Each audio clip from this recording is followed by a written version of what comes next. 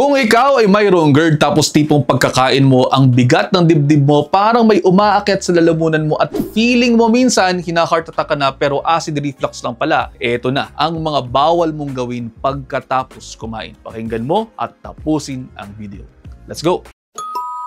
Okay, quick background lamang muna po tayo. Ang GERD ay tinatawag na gastroesophageal reflux disease. Ibig sabihin, yung acid mula sa tiyan umaakyat papuntang esophagus. Ang resulta, heartburn, sore throat, ubo sa gabi, feeling bloated at minsan pati na rin kabag. At ito naman po ang pinaka-common na mali ng mga pasyente pagkakatapos silang kumain. Una, yung paghiga agad. Huwag naman ganyan mga kapatid. Classic na classic yan sa mga pasyente natin. Yung kakakain pa lamang tapos hihiga na agad. Alam po ninyo, kapag ganyan ang ginawa nyo, higa agad kayo, mas madali po para sa acid na umangat kasi wala po yung gravity na humahawak sa laman ng tiyan. Kaya ang tip po natin, number 1, huwag humiga agad. Wait at least 2 to 3 hours pagkatapos kumain bago po kayo humiga para nakababa na po ang inyong mga kinain. Pangalawa, pag-inom ng kape, ng tsaa o soft drinks pagkatapos kumain.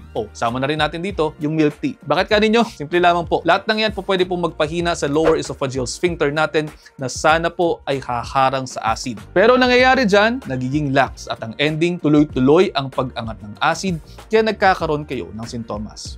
Eto na yung pangatlo, pakikipagmarites habang nakahiga pagkatapos kumain. Hindi nga kayo higang-higa, pero nakahiga pa rin kayo ng slight lamang daw. Tapos nakikipagmarites kayo, hindi lang personally, pero pati nagsuscroll kayo sa social media. Kahit pa semi-reclined yan, gravity pa rin po ang iintindihin natin dyan. Tinutulungan nyo pa rin ang acid na umangat papunta sa esophageal area. Kaya nagkakaroon kayo ng mga sintomas. Heartburn, kabag, and so on. Pang-apat, nagsusuot ng masisikip na damit lalo na sa area ng tiyan. Yung ang mga belt niyo mahigpit, high waist na sobrang fitted, body shaper na parang compression socks na, lahat ng yan po pwedeng magpataas ng pressure sa tiyan ninyo kaya matutulak papataas ang acid. Ang ending, ayun, heartburn.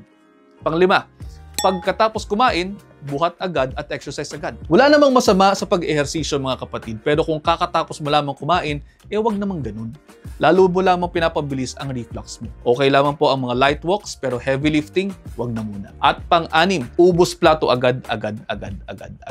Dahan-dahan lamang po kasi kayo sa pagkain. Kapag ka nagbi-binge eat tayo, punong-puno po ang tiyan, lalo pong tumataas ang chance ng backflow. Kaya naman, kain ng tama, dahan-dahan.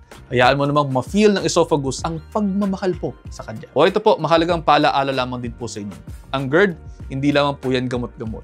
Kahit umiinom pa po kayo ng mga PPIs o yung mga Prazols araw-araw, kung ang lifestyle mo hindi mo ayusin, walang mangyayari din.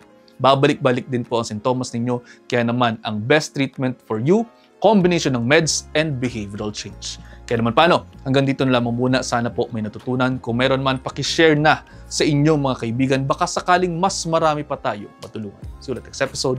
Ingat.